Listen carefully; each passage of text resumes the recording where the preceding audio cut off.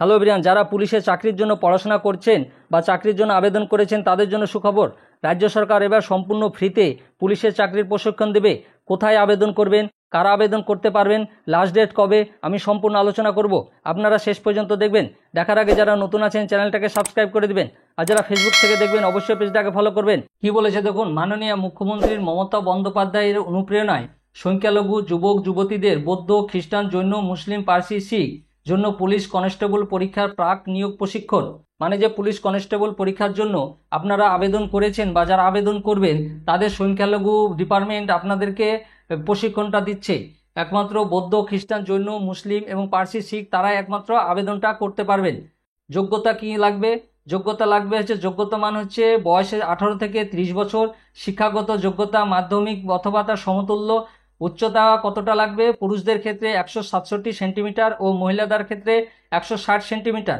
গোর্খা বা গাড়োয়ালি পুরুষদের ক্ষেত্রে 160 সেন্টিমিটার ও মহিলাদের ক্ষেত্রে 152 সেন্টিমিটার। মানে উচ্চতা এটা থাকতে হবে, তাহলে আপনারা আবেদন করতে পারবেন। মাধ্যমিক পাস হতে হবে বা সমতুল্য পাস হতে হবে।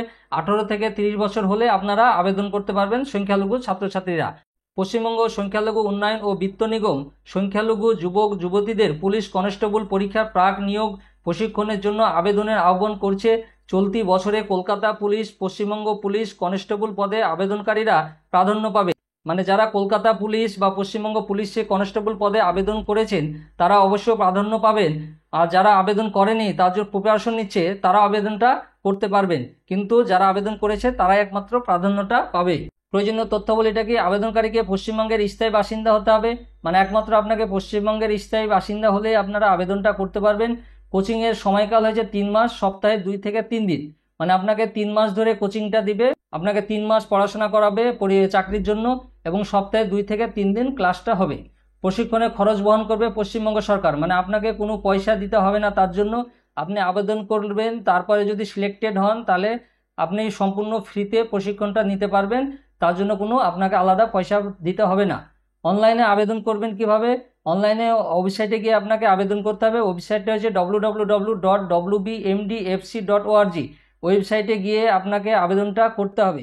অনলাইনে আবেদনপত্র জমা দেওয়ার শেষ তারিখ হচ্ছে 4/8/2024, মানে আগস্ট মাসের 4 তারিখের মধ্যে অবশ্যই আপনাকে আবেদনটা করতে হবে। কি বলেছে দেখুন, আরও তথ্যের জন্য wbmdfc.org বা এখানে একটা টোল ফ্রি নাম্বার দিয়েছে 1800 120 2130। আপনার যদি কোনো ফর্ম ফিল আপ করতে অসুবিধা হয় বা কোনো কিছু যদি অসুবিধা হয় তাহলে আপনারা এই টোল ফ্রি নাম্বারে ফোনটা করতে পারবেন, বা ওয়েবসাইটে গিয়ে আপনারা হেল্পলাইনে সাহায্য চাইতে পারবেন।